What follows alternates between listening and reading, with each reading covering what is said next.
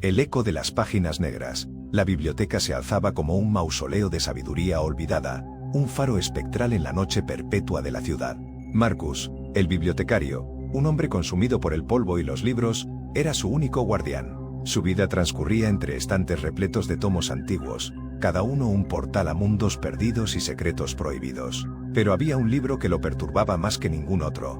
El libro de las lamentaciones. Encuadernado en cuero negro como la noche más oscura y adornado con extraños glifos plateados que parecían cambiar con la luz, el libro de las lamentaciones era una leyenda susurrada entre los pasillos. Se decía que contenía los nombres y las historias de todos los que habían muerto injustamente, cada página imbuida con la esencia de su sufrimiento. Marcus lo había encontrado por casualidad, escondido en una sección prohibida, y desde entonces, una inquietud helada se había instalado en su alma. Al principio, solo eran susurros, voces débiles que parecían emanar de las páginas, lamentándose de crímenes olvidados y traiciones ocultas. Marcus intentó ignorarlos, atribuyéndolos al cansancio y al eco de su propia soledad. Pero los susurros se hicieron más fuertes, más insistentes, hasta convertirse en un coro de dolor que resonaba en lo más profundo de su ser. Una noche, mientras intentaba catalogar el libro, Marcus notó algo extraño. Las páginas, antes amarillentas y vacías, comenzaban a llenarse con nombres escritos en una tinta oscura que parecía sangrar sobre el pergamino.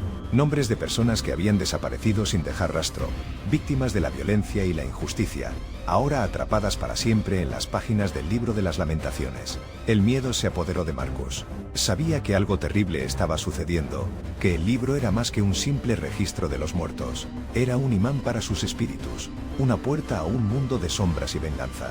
Y él, como guardián del libro, se había convertido en el blanco de su furia. Pronto, la biblioteca comenzó a transformarse. Las sombras se alargaban y se retorcían, adoptando formas grotescas que acechaban entre los estantes. Objetos se movían solos, y los susurros se intensificaron hasta convertirse en gritos de angustia y rabia. Marcus sentía presencias invisibles que lo observaban, que lo seguían a cada paso, que respiraban en su nuca con un aliento helado. Una noche, mientras caminaba por el pasillo principal, Marcus vio una figura espectral al final del pasillo. Era una mujer, vestida con harapos y con el rostro desfigurado por el horror. Sus ojos, vacíos y oscuros como pozos sin fondo, lo miraban con una intensidad que lo paralizó. «Justicia», susurró la mujer con una voz que parecía surgir de la tumba. «Queremos justicia por lo que nos han hecho». Otras figuras comenzaron a aparecer, espectros de hombres, mujeres y niños, cada uno con una historia de sufrimiento y venganza que contar. Se acercaron a Marcus, rodeándolo, aprisionándolo en un círculo de desesperación y odio. «Tú eres el guardián del libro», dijo otra voz, esta vez la de un hombre con una herida profunda en el pecho. «Tú eres el responsable de mantenernos aquí, atrapados en este limbo de dolor». Marcus intentó hablar, intentó explicar que él no había hecho nada, que él era solo un bibliotecario. Pero las palabras murieron en su garganta, ahogadas por el terror y la culpa. Sabía que no podía escapar de su destino. Había despertado algo terrible, algo que ahora buscaba venganza, y él era el precio a pagar. Los espectros se abalanzaron sobre él, arrastrándolo a las profundidades de la biblioteca. Marcus gritó, pero su voz se perdió en el eco de las páginas negras, en el lamento eterno de los muertos. A la mañana siguiente, la biblioteca permanecía en silencio, envuelta en una calma espectral. El libro de las lamentaciones yacía abierto sobre el escritorio de Marcus, con una nueva página llena de nombres, entre ellos, el suyo propio. Pero la historia no termina ahí.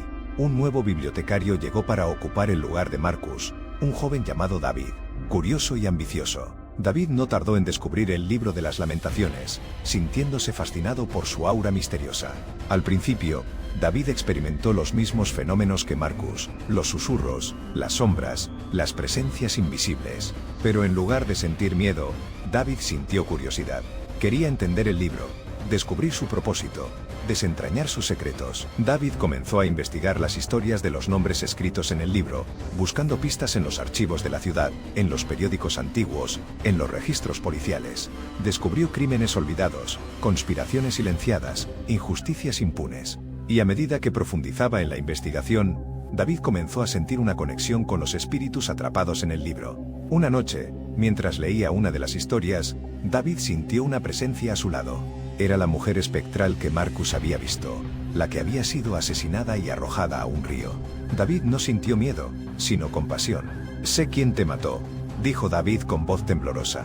Sé quién te arrebató la vida y te impidió descansar en paz.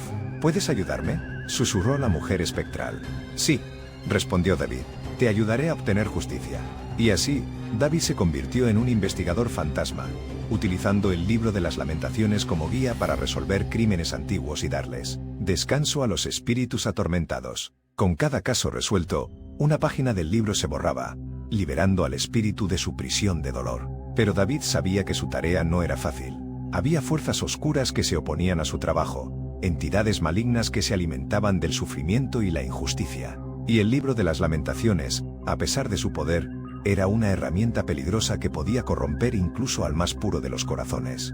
David continúa su lucha, enfrentándose a espectros vengativos, sectas secretas y horrores indescriptibles. Su objetivo es claro: vaciar el libro de las Lamentaciones, liberar a los espíritus atrapados y llevar la justicia a los que fueron olvidados.